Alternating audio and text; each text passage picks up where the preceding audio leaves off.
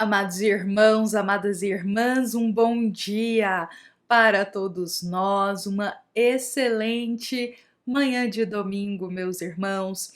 Deixamos aqui o nosso bom dia a todos os irmãos que estão nos acompanhando agora na parte da manhã, às 7h30, mas também deixamos o nosso boa tarde e o nosso boa noite a todos os irmãos que nos acompanham ao longo do dia. Que todos possamos receber em nosso lar as bênçãos de Deus, que possamos, meus irmãos, hoje estar mais perto da nossa família, se possível, com o nosso coração aberto a viver os sentimentos mais elevados, junto daqueles que partilham o lar conosco.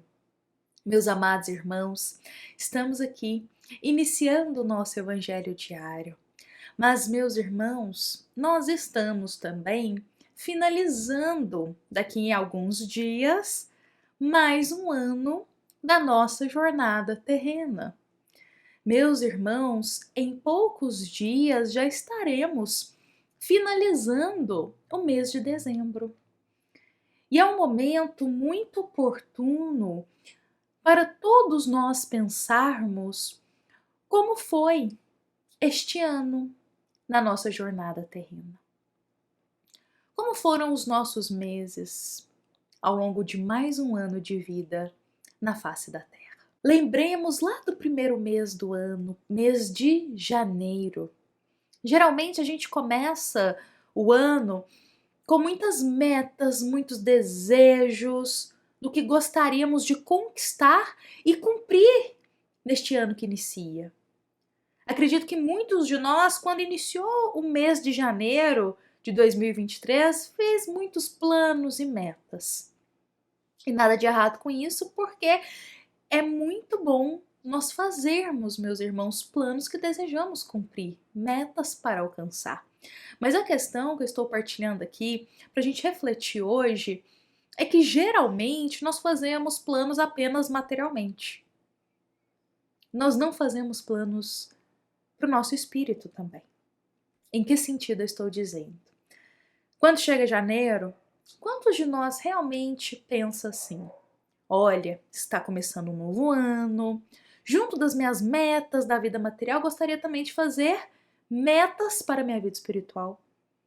Este ano eu gostaria de ler um livro por mês ou um livro a cada 3 meses, buscar um estudo dentro da doutrina espírita.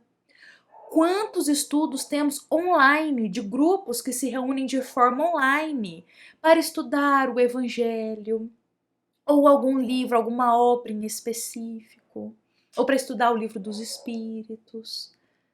Quantos de nós realmente faz essas metas também espirituais? Esse ano vou buscar um pouquinho mais nutrir o meu espírito, viver um pouco mais a paciência, dedicar mais tempo à vida espiritual.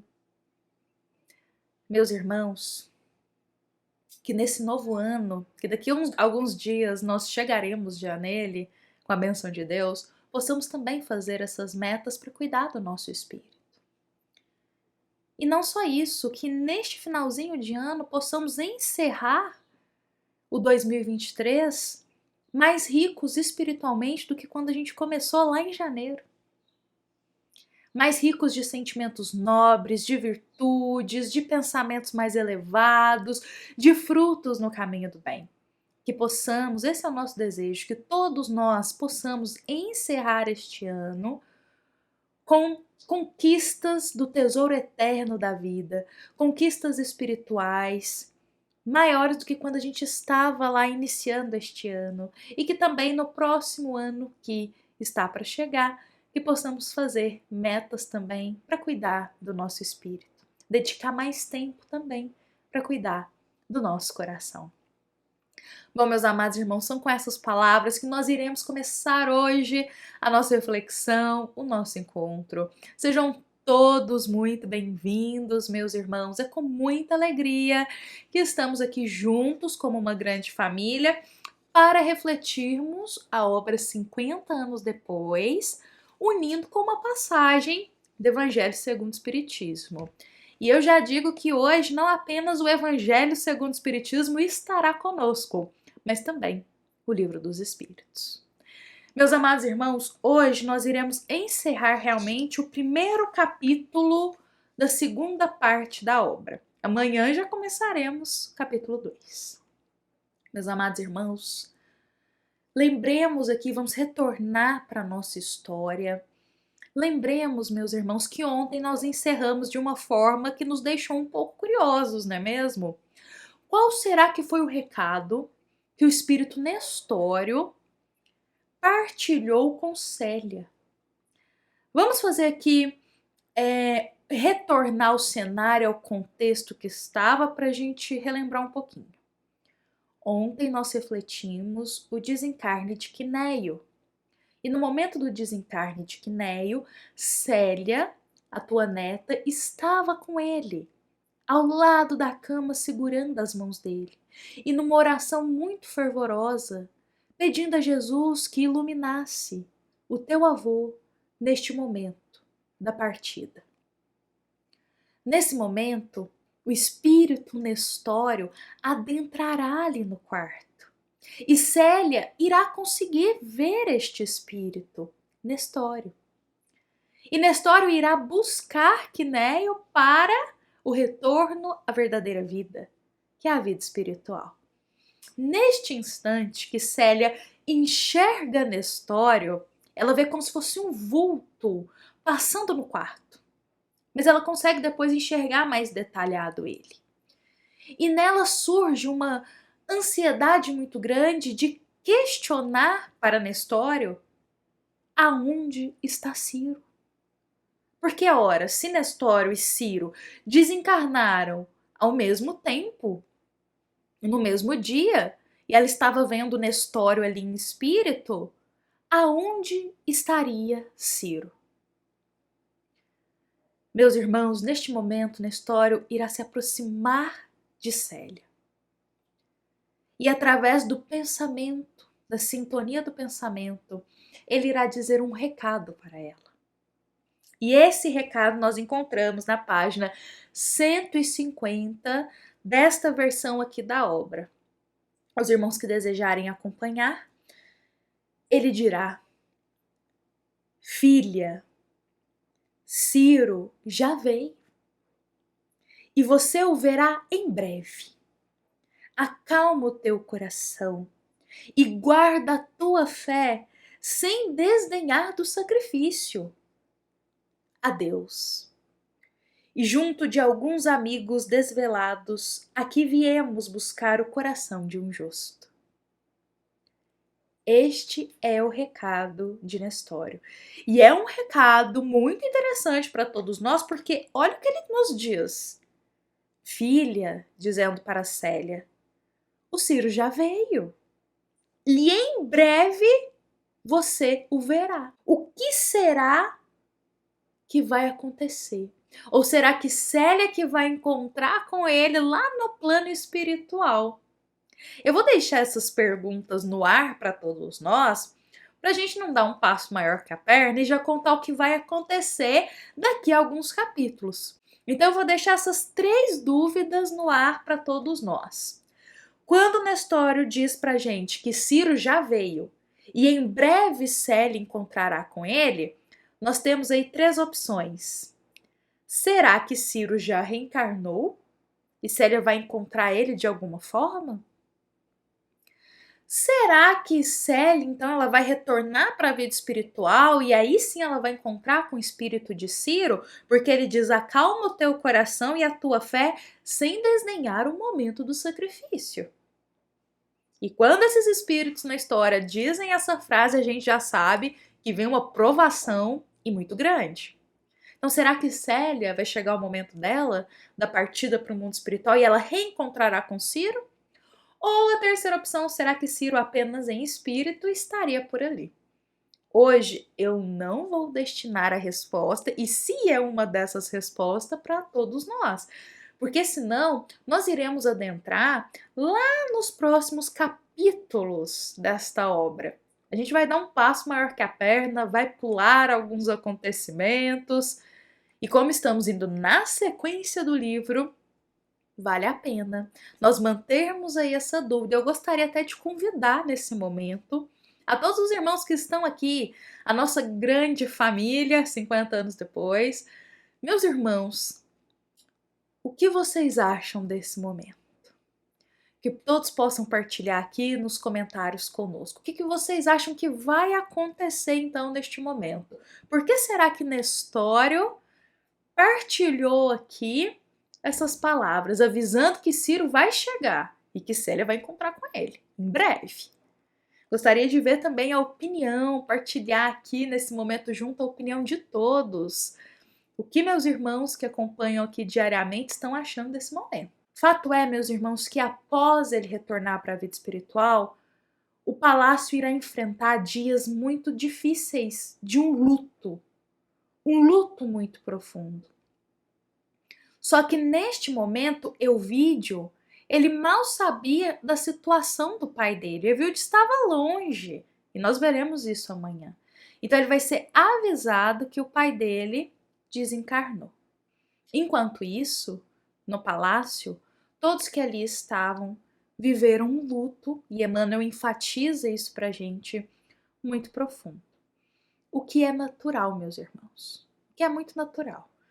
Porque todos nós, quando a gente vê alguém que ama muito retornar para a vida espiritual, nós passamos também pelo luto.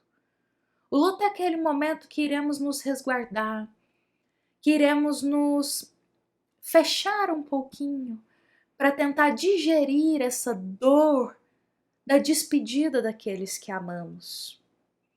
Então é um momento que geralmente ficamos mais quietos, mas cada um, meus irmãos, vivencia o luto de uma forma, em seu tempo e dentro do seu processo. Não tem como nós compararmos o processo do luto de uma pessoa com outra. Exemplo, aquela pessoa enfrentou o luto muito rápido. Em um mês ela já estava bem. Nossa, mas aquela outra já tem 5 anos e ainda parece que está no processo do luto, não aceita. E geralmente a gente faz essas comparações muito injustas.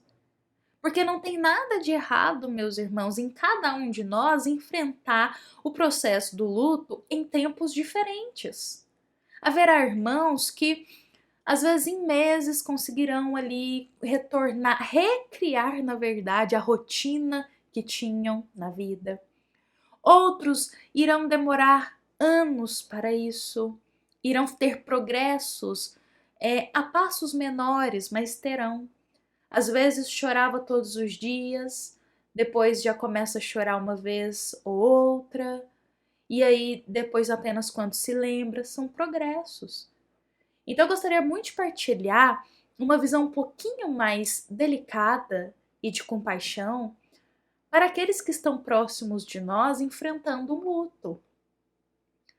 É muito, meus irmãos, é muito frio da nossa parte exigir que a pessoa supere rápido.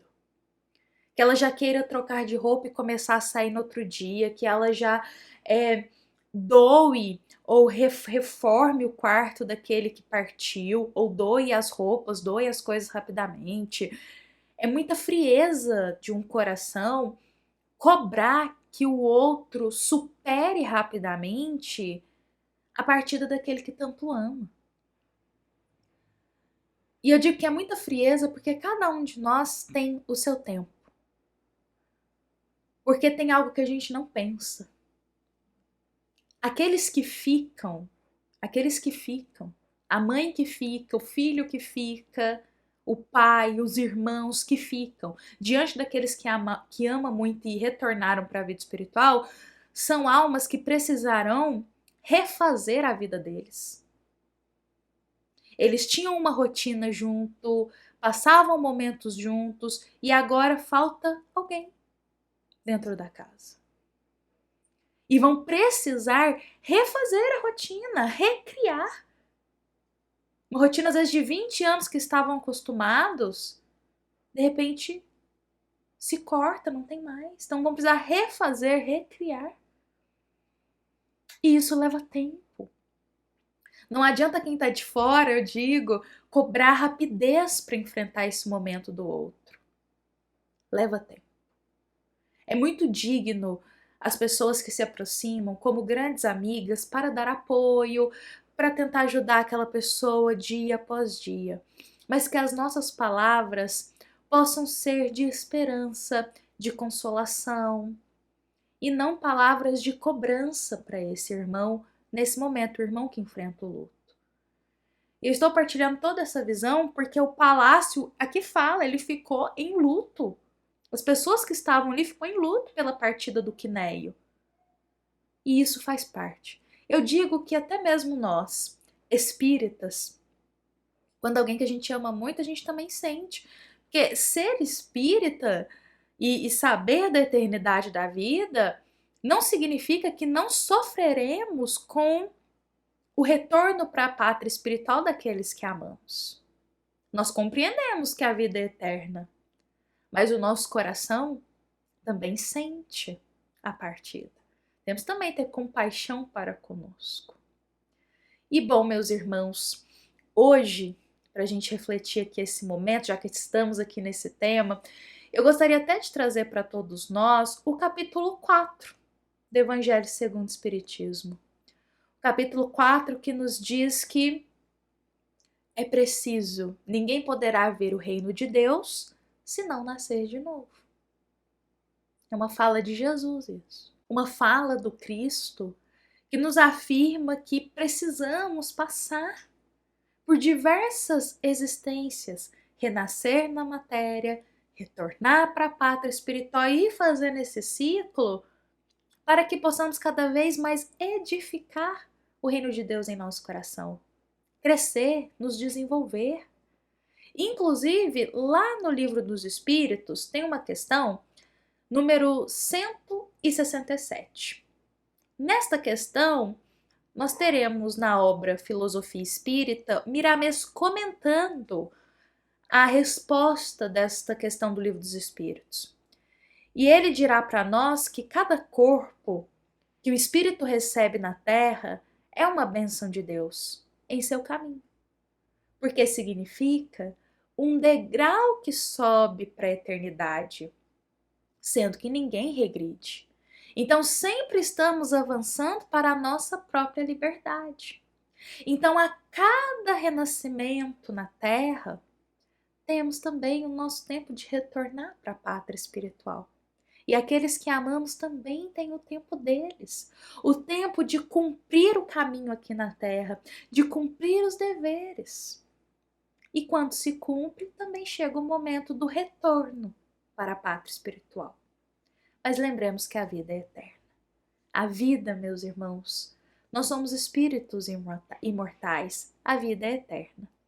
Então, aqueles que amamos, que retornaram, estão lá, nos aguardando com a bênção de Deus, para quando nós retornarmos também. Porque vejamos que na história, Nestório partiu antes para a vida espiritual, mas ele retorna para buscar Quinéio. Olha que lindo, meus irmãos. Nós não estamos desamparados. Bom, hoje eu encerro aqui o nosso evangelho de hoje. Encerramos também o capítulo 1, meus irmãos. E eu aguardo a todos aqui amanhã, com a bênção de Deus. Lembremos que esta é uma mensagem da nossa amada Casa Espírita, Luiz Gonzaga, da cidade de Luminárias, para todos nós que aqui estamos presentes. Fiquemos em paz, fiquemos com Jesus, meus irmãos, que assim seja.